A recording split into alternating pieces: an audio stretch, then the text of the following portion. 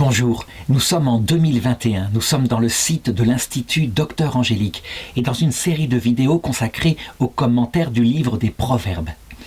Et je voudrais commenter ici un proverbe qui va me permettre d'aborder, je crois, ce qui est une grande crise de l'université, mais qui n'est pas nouvelle, qui a déjà eu lieu au Moyen-Âge, qui est très ancienne. C'est le proverbe 18.2. Le sot ne prend pas plaisir à l'intelligence, mais à étaler son sentiment. Pourquoi est-ce que je veux prendre comme exemple ce qui se passe parfois dans les universités?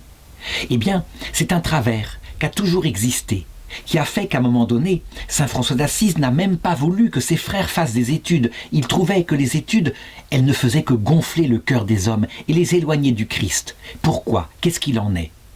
Eh bien, souvent dans les universités, il va falloir étaler sa science. Être un universitaire, évidemment, c'est quelqu'un qui a non seulement une méthode pour travailler très précise, mais qui en même temps, eh bien, fait montre à l'extérieur d'une grande intelligence. Du moins, il peut impressionner comme cela.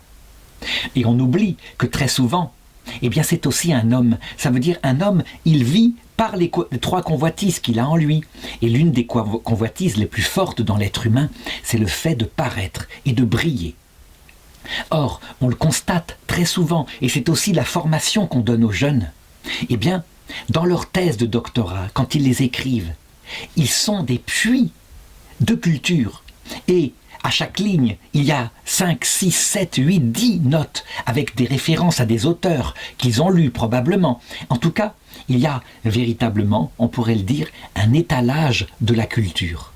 Mais très souvent, il n'y a pas d'intelligence, ça veut dire de compréhension profonde du sujet. Et quelquefois, on se dit que parce qu'il y a beaucoup de culture, il y a forcément compréhension. On se trompe, c'est quelque chose de décorrélé. Je voudrais, pour le démontrer, donner un petit exemple simple pour montrer la différence qu'il y a entre culture et intelligence. Il y a eu au cours du XXe siècle, des hommes extrêmement cultivés, comme par exemple eh bien, ceux qui ont établi le communisme en Russie. Et par exemple, quelqu'un comme Lénine avait lu les œuvres complètes de Marx, bien sûr, puis ensuite, lui, il avait écrit des œuvres complètes qui sont une gigantesque encyclopédie. Très scientifique, pense-t-on, sur le marxisme et l'idée, enfin, la manière d'établir une société égalitaire et marxiste. Donc on peut dire qu'on a là un homme extrêmement intelligent. En tout cas, il s'avère que comme l'Union soviétique a tenu à peu près 70 ans, on disait que Lénine était le sommet de l'intelligence avec ensuite eh bien, son successeur, Staline, qui était le petit père des peuples, mais aussi le sommet de la lumière. On peut aussi citer quelqu'un comme Mao Tse-tung, le plus grand génocidaire de l'histoire de l'humanité, qui était, je dirais, la fleur de l'intelligence, en tout cas par ses turiféraires. Or, je crois que ces êtres-là étaient les moins intelligents qu'on puisse imaginer. Ça veut dire qu'ils auraient été intelligents, ils auraient pu en une seule année se rendre compte que leur système scientifique, d'après eux, bourré de citations, de preuves, etc., ne marchait pas. Et pour une raison simple, c'est que quand on établit un pays où l'égalité est totale, où il n'y a pas de récompense pour celui qui travaillera plus, mais simplement, eh bien, une collectivisation des biens. Les gens ne vont pas travailler. À quoi ça sert? Puisque de toute façon, il y aura le salaire. Et puis, si on travaille plus que celui qui a compris et qui n'en fait pas grand-chose, à quoi ça servira? Puisque de toute façon, il n'y aura pas de récompense. Et c'est ainsi que le système, dans son ensemble, a fini par s'écrouler dans, je dirais, un manque de productivité, puis une ruine, puis une perte économique. Oh, bien sûr, il a tenu quand même, parce qu'il y avait certains qui d'abord étaient vraiment, bien, dans un amour de la société, et donc qui se dévouaient sincèrement. Certaines psychologies sont différentes des autres, mais ce n'était pas plus de 10% des personnes. La masse des personnes, eh bien, elles en profitaient pour être tranquilles, puisque le salaire allait tomber, et que rien d'autre n'allait tomber. Il aurait été intelligent, il aurait dit quoi? En fait, quand on voit les hommes, la majorité des hommes et des femmes ne travaillent en faisant des efforts pour se dépasser que pour justement leurs conjoints, leurs familles, leurs enfants en particulier. Et accumuler de la richesse pour que ces enfants aient un meilleur niveau de vie, c'est quelque chose qui fait partie fondamentalement de la nature humaine. Ils n'en parlent pas. Et du coup, à cause de ce manque d'intelligence de ce que c'est que la nature humaine, ce système s'est ruiné et ils n'ont pas cédé. Quand ils ont vu les gens qui évidemment n'en faisaient pas grand-chose, au lieu de se dire notre système a un problème, l'être humain est plus complexe que nous disons, ils ont rééduqué les êtres humains en question. Et par la terreur, quelquefois, ils ont inventé les goulags, puis ils ont fini par exterminer ceux qui étaient considérés comme antisociaux. Et ça s'est partout passé comme cela. En fait, en réalité, rien à faire, on s'en rend compte.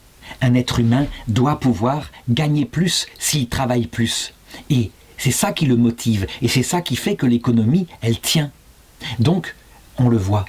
La culture, aussi large soit-elle, n'est pas l'intelligence. Et au contraire, ces gens-là, c'est sot, parce qu'on peut en parler comme ça, sauf que ce sont en plus souvent des criminels. Eh bien, ils ont étalé leurs sentiments, vraiment. Ils ont étalé leurs convictions, et une conviction qui n'était pas du tout démontrée. Alors je sais que certains diront, mais non, maintenant, avec les travaux universitaires, c'est tout à fait différent. Mais non, c'est exactement pareil. On voit la bêtise qui quelquefois se répand de plus en plus, et aussi dans les universités. Par exemple, l'idée, la grande idée actuelle que le consensus de la majorité, de la grande majorité des scientifiques fait une vérité scientifique.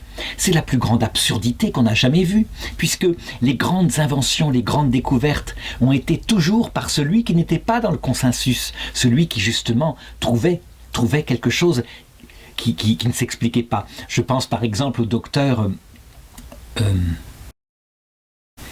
Wegener, celui qui eut l'idée de la dérive des continents, simplement en regardant que l'Afrique et l'Amérique, ça semblait s'emboîter, et en allant sur place, en vérifiant la faune, la flore, et qui fut ridiculisé pendant des années, parce que c'était ridicule. Qui pouvait imaginer que les continents puissent flotter? C'était absurde. Eh bien, il avait raison, de fait. Et encore une fois, eh bien, je le dirais, l'intelligence consiste à se soumettre à un maître qui est plus grand que soi, et qui s'appelle le réel. Ça se consiste aussi à regarder toutes sortes d'hypothèses, à les vérifier, à les garder dans le coin de la tête si on n'y croit pas, mais en tout cas à ne pas les balayer d'un seul revers, au prétexte qu'elles nous paraissent ridicules.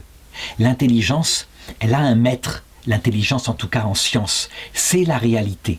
Et quand elle se soumet à ce maître, eh bien, ce maître s'impose et il permet une souplesse, une humilité et des découvertes. Je voudrais en médecine eh bien, montrer encore ce que c'est que l'intelligence par un exemple qui est en train de se produire en 2021 où je fais ce commentaire. Il y a un virus qui circule dans le monde qui est l'équivalent d'une grosse grippe, hein. C'est un peu comme ça, une grippe assez féroce quand même. Et il y a deux sortes de médecins. Il y a les médecins qui suivent des courbes et des modèles. Et puis ils voient par exemple que la courbe monte comme ça. Et ils se disent, je tire un trait, et ils commencent à annoncer au monde qu'il va y avoir des centaines et des centaines de milliers de morts. 500 000 morts pour la France, disait-il, en ayant tiré un trait comme ça. Et puis, il y a d'autres médecins qui se disent, d'accord, nous avons ici une épidémie, eh bien, puisqu'on est en urgence, trouvons les moyens, avec d'anciennes molécules, de guérir, de soigner les gens, dès le départ, et ils essayent. Ils essayent exactement comme l'avait fait mon père, dans les années 50, un vétérinaire. Il voyait que certains veaux mouraient, et que personne, aucun vétérinaire n'arrivait à les soigner. Qu'est-ce qu'il a fait? Eh bien, il a essayé tout ce qu'il avait à sa main comme molécule, jusqu'à ce qu'il sauve un veau, et il réessaye, et il ressauve un deuxième qui avait la même pathologie, une sorte de rhume particulier. Et voilà, par l'expérimentation simple, le bon sens, hein, puisqu'il n'avait pas possibilité de savoir comment fonctionnait la molécule. Il a trouvé des traitements et il a fondé un petit laboratoire vétérinaire. Ça, c'est l'intelligence capable de s'adapter au réel, de dire « je ne sais pas comment ça marche, mais puisque ça marche, eh bien, allons-y ». Alors évidemment, l'homme intelligent ne va pas s'arrêter là, après avoir, eh bien, de façon pragmatique ici, trouvé le remède. Il va essayer de savoir comment le remède fonctionne.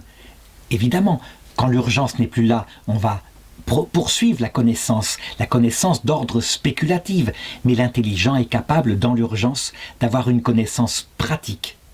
Eh bien, certains médecins ont agi comme ça, souvent les médecins de terrain, et ils ont sauvé nombre de vies.